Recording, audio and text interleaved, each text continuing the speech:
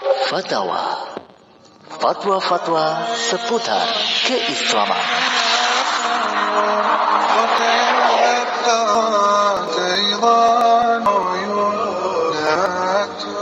Assalamualaikum warahmatullahi wabarakatuh. Pendengar dimanapun saat ini Anda berada, di kesempatan kali ini kami akan membacakan fatwa Majelis Ulama Indonesia. Fatwa Majelis Ulama Indonesia nomor 23 tahun 2012 tentang menyemir rambut. Komisi Fatwa Majelis Ulama Indonesia setelah menimbang poin A, bahwa praktik menyemir rambut yang sudah sejak lama dikenal masyarakat pada akhir-akhir ini kembali banyak dipraktikan dan dipertanyakan masyarakat. Poin B, bahwa praktik semir rambut di masyarakat ada beberapa jenis dan juga motivasi. Ada yang untuk kepentingan berhias yang wajar, dan ada pula untuk kepentingan mode yang seringkali berakibat kurang baik dengan pilihan sarana, tata cara serta produk yang beragam. Poin C, bahwa ada sejumlah produsen pewarna rambut yang mengajukan sertifikasi halal MUI, sehingga LP POM MUI menanyakan hukum menyemir rambut yang akan terkait dengan kebolehan produk pewarna rambut. Poin D, oleh karena itu, Komisi Fatwa Majelis Ulama Indonesia memandang perlu menetapkan fatwa tentang hukum menyemir rambut sebagai pedoman. Majelis Ulama Indonesia mengingat 1.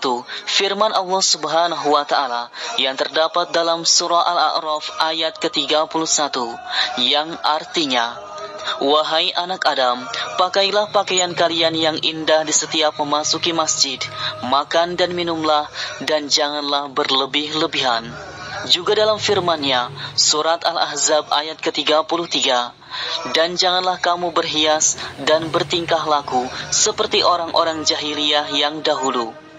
Kemudian, mengingat hadis Nabi SAW, antara lain, poin A, hadis Nabi SAW yang pada intinya mengizinkan untuk menyemir rambut yang telah beruban, sebagaimana sabdanya SAW, yang diriwayatkan oleh Imam Al-Bukhari dan Muslim.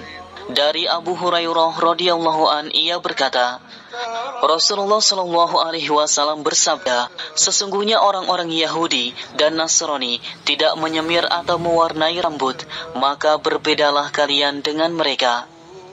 Juga dalam hadis yang diriwayatkan oleh Imam Muslim, An-Nasai, dan Abu Dawud, dari Jabir bin Abdullah radhiyallahu an, ia berkata, pada saat Fathu Mekah, datanglah Abu Kuhafah dalam keadaan rambut kepala dan jenggotnya putih seperti pohon sagoma yang serba putih, baik bunga maupun buahnya. Kemudian Rasulullah SAW bersabda, "Ubahlah ini, yaitu rambut dan jenggot Abu Kuhafah, dengan sesuatu, tetapi jauhilah warna hitam." Poin B, mengingat hadis Nabi SAW yang menjelaskan bahan untuk semir yang pada intinya suci dan memiliki sifat seperti hiena atau daun pacar, dan katim atau inai, seperti sabdanya dalam riwayat Imam At-Tirmidzi, An-Nasai, dan Ibnu Majah, "Sesungguhnya bahan paling baik yang kalian gunakan untuk menyemir adalah hiena atau pacar dan katim atau inai." Poin C, mengingat hadis Nabi SAW yang menegaskan untuk tidak menyerupai identitas golongan yang tidak sejalan dengan ajaran agama, sebagaimana sabdanya yang diriwayatkan oleh Imam Abu Dawud, "Barang siapa yang menyerupai suatu kaum, maka itu berarti ia bagian dari kaum tersebut." Ketiga, mengingat kaidah-kaidah fikih dan usul fikih. 1. Hukum segala sesuatu tergantung pada tujuannya. 2. Hukum asal pada setiap yang bermanfaat adalah boleh. 3. Doror atau bahaya harus dihilangkan.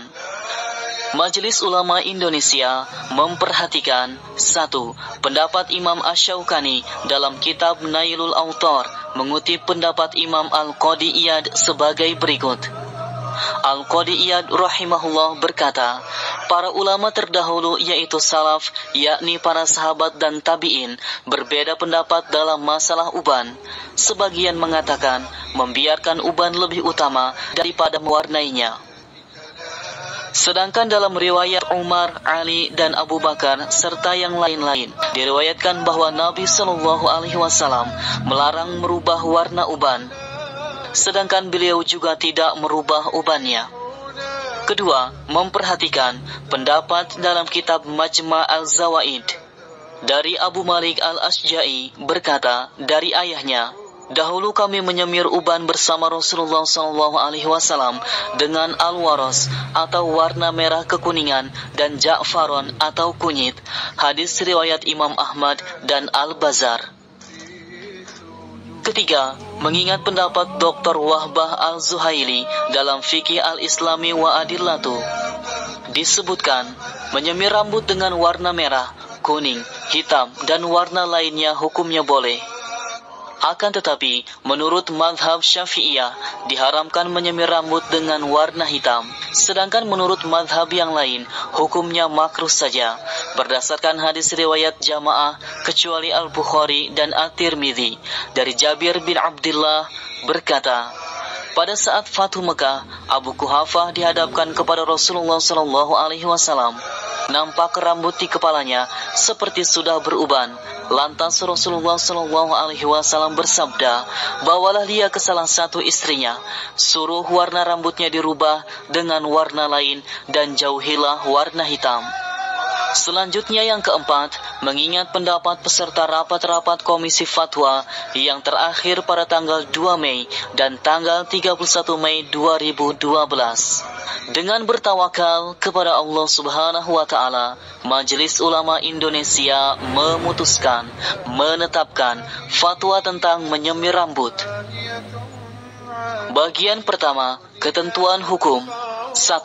Hukum menyemir rambut adalah mubah dengan ketentuan sebagai berikut. Poin A, menggunakan bahan yang halal dan suci. Poin B, dimaksudkan untuk suatu tujuan yang benar secara syar'i.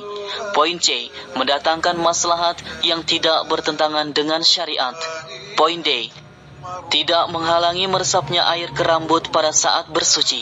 Poin E, tidak membawa mudarat bagi penggunanya. Dan poin F, menghindari pemilihan warna hitam atau warna lain yang bisa melahirkan unsur tipu daya atau khida dan atau tampak negatif lainnya.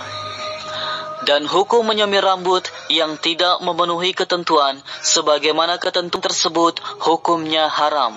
Selanjutnya, bagian kedua, rekomendasi. Poin 1. Agar LP POM Majelis Ulama Indonesia dapat menjadikan fatwa ini sebagai pedoman dalam melakukan sertifikasi halal produk terkait. Kedua, agar masyarakat secara selektif memilih jenis produk semir rambut yang memenuhi ketentuan syariah.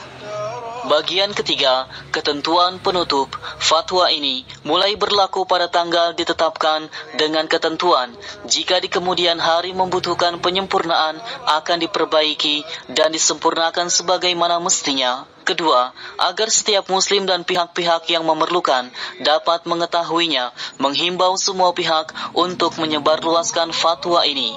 Fatwa ini ditetapkan di Jakarta tanggal 10 Rajab 1433 Hijriah atau 31 Mei 2012.